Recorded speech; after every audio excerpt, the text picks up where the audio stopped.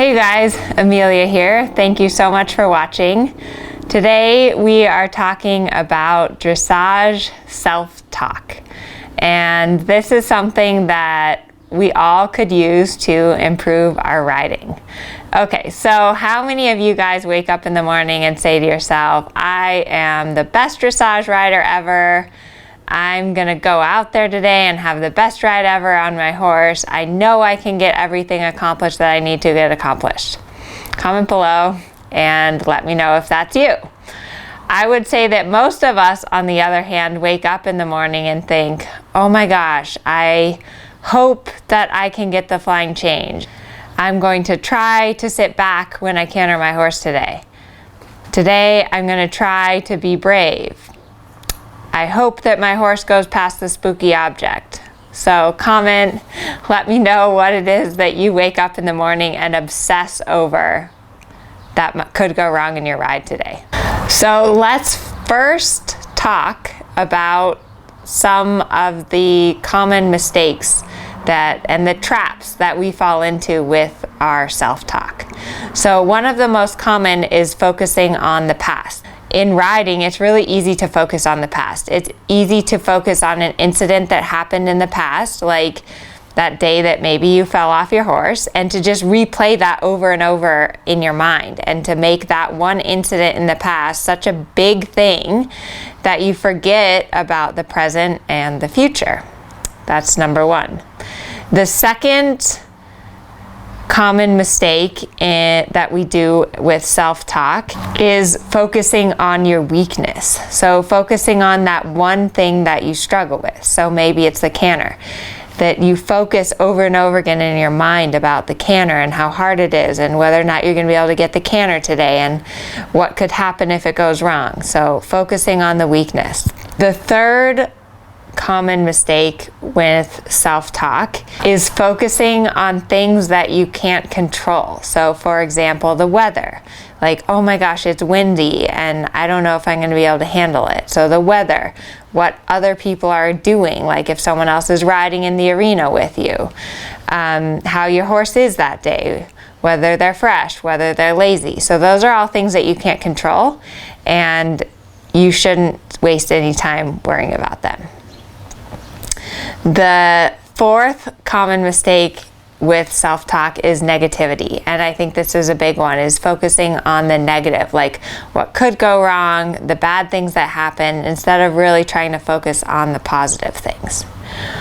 So now we're going to talk about words that we can use and words that we should avoid.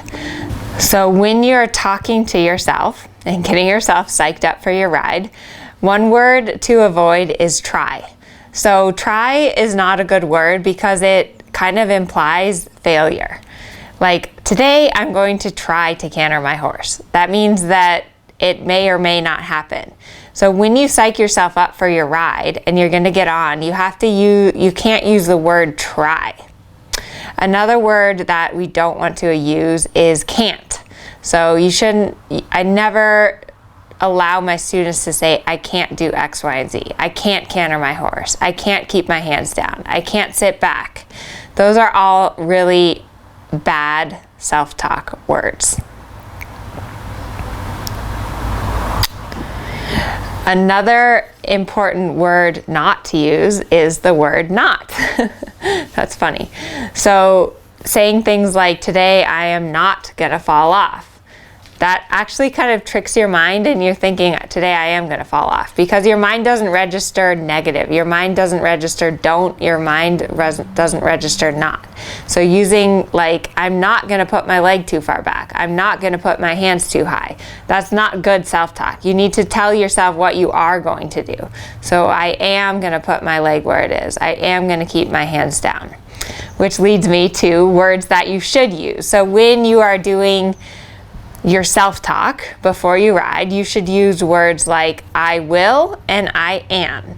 So I don't know if any of you guys have ever ridden with Conrad Schumacher, but when he teaches you, and he says often I will. Like if he tells you to do something like a flying change, for example, he says I will in this big deep German voice.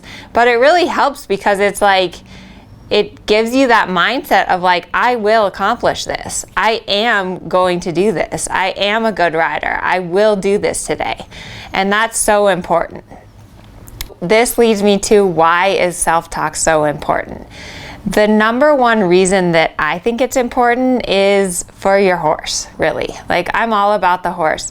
And when you get on your horse, you have to be very confident in yourself, in what you're asking your horse to do. If you have any like inklings of doubt when you get on your horse, they feel that. If there's any like doubt or negativity, or like, maybe today I'm gonna try, I wonder if that doesn't work for your horse. When you get on your horse, you have to have this mindset of like, I will get this done. I will canter today. I will get the flying change. I will get past the scary object. I am a good rider. I do know what I'm doing. So all of those things, that mindset you have when you get on your horse is so important. You don't want to get on your horse and be like, I hope my horse doesn't spook. Please don't pick up the wrong lead. Don't take off with me. That's like really bad things to have going through your head when you're riding. So again, I really hope this helps. I find so much with my students that just get on and they're confident about what they're doing, and they have that self-talk going of like, I'm getting on my horse today, I'm riding my horse, I'm gonna do the best that I can do. That helps so much. And not only them ride better, but most importantly, your horse.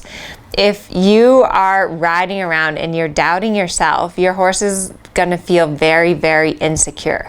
They are prey animals and they need you to be a confident leader. So if you're not confident in what you're asking them, they're going to panic and be worried and anxious and all of that stuff. So comment below, please let me know what you think of this, if it helps you. Also subscribe to my email list and you'll get free awesome dressage emails. And thank you so much for watching. You guys are the best.